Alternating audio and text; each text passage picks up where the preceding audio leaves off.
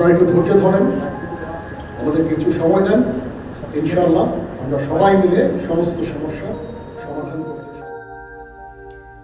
যে কোনো পরিস্থিতিতে অন্তর্বর্তী সরকারকে সমর্থন করার অঙ্গীকার করেছেন সেনাপ্রধান জেনারেল ওয়াকারুজ্জামান। আগামী 18 মাসের মধ্যে যাতে নির্বাচন হতে পারে সেজন্য গুরুত্বপূর্ণ সংস্কারগুলো সম্পূর্ণ করতে সরকারকে সমর্থন করার অঙ্গীকারও করেছেন তিনি। গতকাল রাজধানী ঢাকায় নিজ কার্যালয়ে বসে রয়টার্সকে একটি বিশেষ সাক্ষাৎকার দেন জেনারেল ওয়াকারুজ্জামান।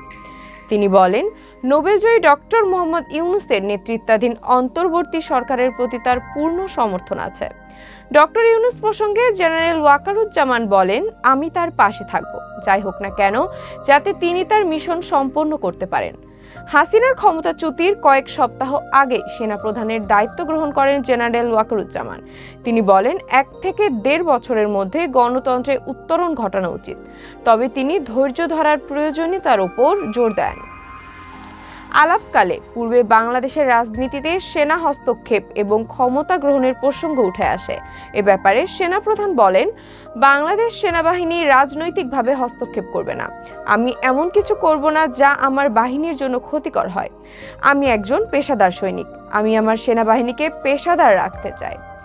সাক্ষাৎকারে বাংলাদেশের সেনাপ্রধান জানান, তিনি ও অন্তর্বর্তী সরকারের প্রধান উপদেষ্টা প্রতি সপ্তাহে সাক্ষাৎ করেন এবং তাদের মধ্যে একটি ভালো সম্পর্ক রয়েছে। তিনি আরো বলেন, আমি নিশ্চিত আমরা যদি একসঙ্গে কাজ করি তাহলে ব্যর্থ হওয়ার কোনো কারণ নেই।